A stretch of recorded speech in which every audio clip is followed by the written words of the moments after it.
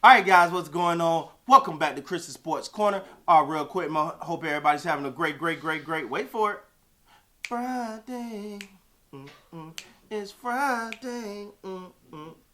It's Friday. It's Friday.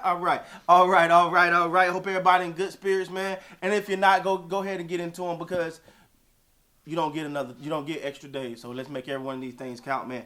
All right, so let's talk about it now. The Toronto Raptors versus the Orlando Magic. Now, people like, Chris, why in the world would you be screaming this game? The Raptors and the Magic? It's the Magic, Chris. Why you? Because this is the game that you want to see them handle. And I still feel like they played with their food a little bit because the thing got a little closer than it should. And the Raptors got a tendency of playing down to the opponent, which is why I want to pay close attention to this game. Now, all in all, I thought I was looking for certain things. I'm not going to lie. I wanted to see Scotty Barnes go ahead and put his stamp on his game. He was 6 of 13, 1 of 3 from the three-point line, 6 of 6 from the free throw line, 8 rebounds, 7 assists, 19 points. I'm trying to see, man. Do he got this Rookie of the Year thing wrapped up yet? I'm just saying. Now, I will say, watching this game, you're like, yo, Scotty Barnes, take him. Do him. But he just looked to pass first, man. And sometimes it ticks you off. But he still had a hell of a game, compared to his contemporaries right now, as far as rookies. But it was that one play at the end of the game where he literally took the guy one-on-one at top of the key, took him, and dunked it. I'm like, you could do that when you want to. He kind of got the mindset of pass first a little too much. But anyway, the Raptors, let's keep it real. They didn't have a great game. They didn't have a great game. They only scored 17 points in the fourth quarter, and I felt like they kind of took their foot off the gas a little early. They was like, we got this one. And Orlando, a young team, as someone pointed out at the live stream. Thank you to every single person that came through that live stream. I appreciate you, man. You guys, you make it so fun. Man. We be talking about everything on us. So if you ain't checked out one of the live streams, do yourself the biggest favor. Make sure you check out the live streams. All right, let me get back to what I was saying. Tonight, Steady Freddy gave you 19. He was 7 of 19, 5 of 16 from 3, 4 rebounds, 3 assists, 5 steals. 5 steals, that's really damn good. 2 blocks, 19 points for Steady Freddy. Not the most efficient night, but did have a plus 30 in the plus minus. Scotty Barnes had a plus 32. Gary Trent Jr., 6 of 16, 3 of 8 from 3, 2 of 2 from the free throw line, 3 assists, 1 rebound, 1 steal, 17 points. No one had over 20 points, so it wasn't like a good game. Let's be honest. I mean, let's call it ace and a spade. This wasn't a good game for the Raptors. They did not play a good game tonight. But when you can not play a good game and still get a win, that says a lot. But you also, especially when it comes playoff time, right? Like as I said in previous videos, the kids going to bed now. It's big boy time now. The kids are going to bed, and the big boys are starting to show up. So what you wanted to see the Raptors do, well, go ahead and come in and hit somebody with a stone cold stunner like we expect to see at WrestleMania this Sunday. You want them to come in and do that and go on and get up out of there, and you want to get people like Steady Freddy rest. You want to get people like OG rest who's coming off an injury. You want to handle this team and go ahead and sit everybody. So I thought they missed an opportunity, but they still handled it. They still got the win. Like I said, the Raptors sometimes have a tendency to play with their food, for lack of better terms. Precious gave you 11 off the bench, 5 for Boucher.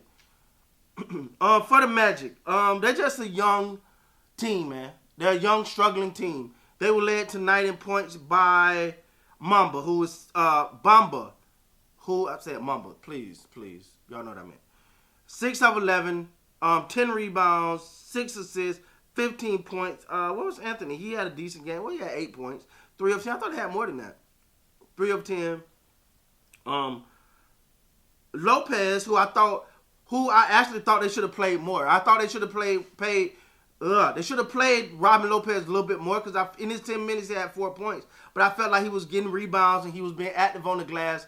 But hey, guess not. Folks gave you 12 off the bench. Fultz is still one of those like, oh man, like he came into this league as that guy. Like he was supposed to be that guy, and it never even got close to it. I don't know what happened with Fultz, but I'm glad he's on the team. And he's shown some flashes though. If you watch this game in Orlando, he had some games you're like, oh okay, that's what it was. So, but all in all, man, they got the Miami Heat Sunday, the big return. The Raptors I'm speaking of got the Miami Heat on Monday. The big return of Kyle Lowry back to the T.O. So that's gonna be a emotional game, especially for him, for the Raptors. To see they're arguably the greatest Raptor of all time. Kyle Lowry be back in the building. It's gonna be a special moment for him. Well deserved. Well deserved. But it's also gonna bring out a competitive side of them because they want to let you know what you love, buddy. So I expect that to be a hell of a game on Sunday, man. I expect the Raptors to come in with the mindset of, let's go ahead and handle business. And I expect them to show up because they do show up against teams on the better teams. The Heat being of the better teams. I don't expect the letdown. I feel like this is going to be a game where because you look at certain games and you go, okay, this is a measuring stick because you're looking at teams and you're like, all right, where do we stack up against the best? It's playoff time. It's playoff time. It's championship chasing time. You try to figure out.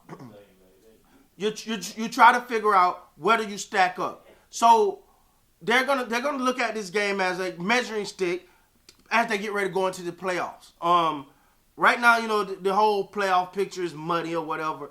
But whoever they play, they want to know that they're just as good. And I'm gonna be honest. And I've said this many times, I'm gonna stick right by it. I think the Toronto Raptors can beat anybody in the playoffs. Yes, I'll say it again. I think the Toronto Raptors can beat anybody in the playoffs. I think they match up damn near with everybody well in the playoffs. The only team that do scare you, in my opinion, are the team with the bigs. So like a Joel Embiid can go off. Guys like that, the teams with the bigger centers. I thought they may have the advantage, especially when it comes to offensive rebounds and stuff like that. But one thing the Raptors does do when they're playing these big guys is they do a great job of team rebounding. So that's going to be big. But, hey, man, like I said, it's go time. Ain't no ifs, ands, or buts about it now. It's go time. The Raptors know that. First of all, the Raptors have definitely overachieved for the season, but they're not looking at it like that. They're looking at it like we're here. And we ain't here. We didn't come this far just to come this far. So it's going to be interesting, man. It's playoff basketball. You can see it in these guys' faces as they get ready to take that step forward. With that being said, guys, please like, come subscribe to the channel. To everybody that was on the last live stream, thank you. I appreciate you. We're coming right back. With that being said, until next time, you guys be great.